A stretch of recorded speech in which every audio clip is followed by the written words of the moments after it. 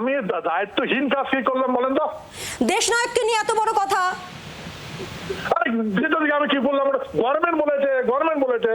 অনন্ত মহারাজ নেতাজিকে নিয়ে যে কুমন্তব্য করেছিলেন তার জেরে তাকে যে বঙ্গবিভূষণ সম্মান দেওয়া হয়েছিল এই বছরের 21শে ফেব্রুয়ারি, সেই সম্মান এবার তার কাছ থেকে কেড়ে নেওয়া হলো।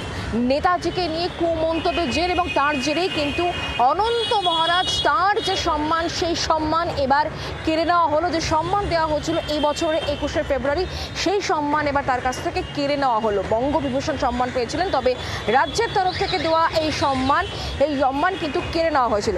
আজই আমরা কথা বলেছিলাম অনন্ত মহারাজের সঙ্গে এই বিষয় নিয়ে। তিনি কি বলেছেন, একেবারে জি 24 ঘন্টার প্রশ্নের উত্তরে তিনি কার্যত খাবি খেয়েছেন। আমতা আমতা করে কি বলেছেন তার বক্তব্য শুনুন আপনারা।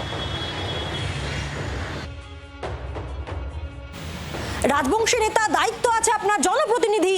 আমি দায়িত্বহীন কাজ কি করলাম বলেন তো? দেশ নায়ককে নিয়ে এত বড় কথা। আমি কি বললাম? গভর্নমেন্ট বলেছে। বারবার একটা কথা। সরকার গভর্নমেন্টের কথা বলছেন, কোন গভর্নমেন্ট বলেছে? আরে তখন যেটা সরকার ছিল, যে কমিটিটা ছিল, সেই কমিটির বই এখন দেখুন। কোন কমিটি? কোন সালের কোন ডকুমেন্ট নিয়ে আপনি কথা বলেছেন? আচ্ছা শোনেন, আপনি দাঁড়ান। আমি কি আপনাকে আপনার বই খাতা নিয়ে বসছি নাকি এখানে? আপনি ফোন রিসিভ করেছি, আপনি কথা উল্টাপাল্টা কথা বলছেন। না জেনে আপনি যা ইচ্ছে বলে দেবেন। আমার কাছে কাগজ আছে, তো প্রমাণ আছে। কি বলছেন না কেন? তাহলে আপনার কাছে থাকলে বলে দিন। হ্যাঁ, এই ডকুমেন্ট। আপনার ফোন রিসিভ করলাম, আর আপনি মানুষটা কি? আপনি বলেন তো, আপনার ফোন রিসিভ, আপনাকে কাগজ দেখাই যায়, কোথায় যাবো আপনি কাগজ কি অবস্থা?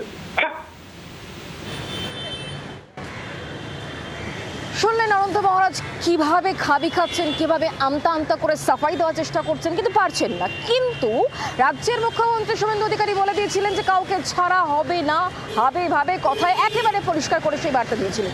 রাজ্যের মুখ্যমন্ত্রী সেই পুরনো বক্তব্য শোনায়।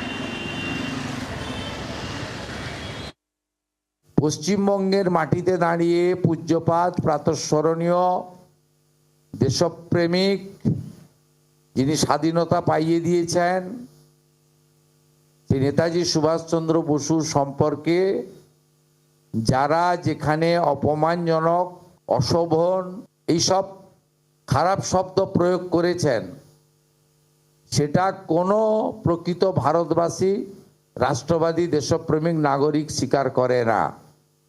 আমরা পশ্চিমবঙ্গের মাটিতে এটা করতে দেব না।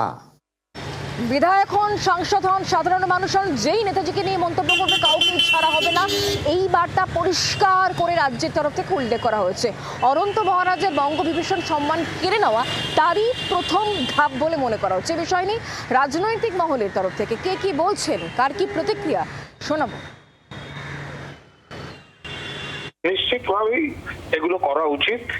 পাশাপাশি ওকে যারা সাংসদ করেছিলেন তারা তাদের দল থেকে বহিষ্কার বা সাংসদ পদ থেকে বহিষ্কারের জন্য, এমপিশিপ খারিজ করার জন্য কি কি ব্যবস্থা হয়েছে সেগুলো দেখা গেলে ভালো হতো।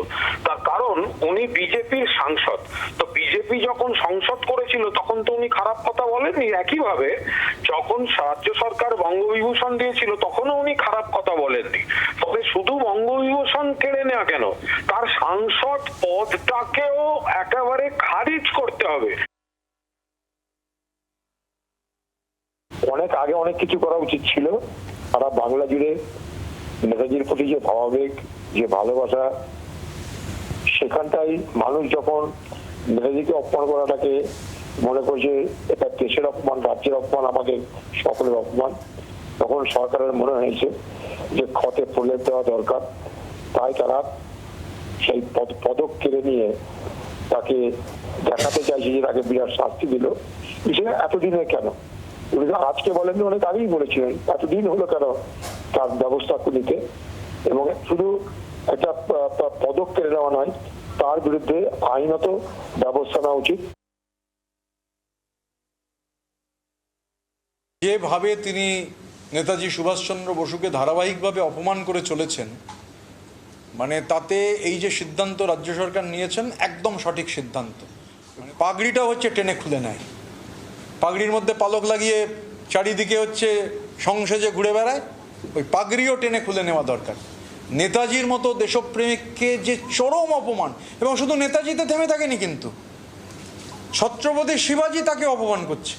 এই ধরনের লোকের হচ্ছে মানে হয় উন্মাদ হলে মানে পাগলাগারদের ভেতর থাকুক, আর নালে এদের বিরুদ্ধে মানে শুধু সম্মান মানে স্ট্রিপিং অফ দিস অনার, মানে কেন ওনাকে দেওয়া হয়েছিল এটা প্রাক্তন মুখ্যমন্ত্রী ডক্টর মমতা ব্যানার্জি বলতে পারবেন। বাংলার আওয়াজ, বাঙালির আবেগ, জি 24 ঘন্টা।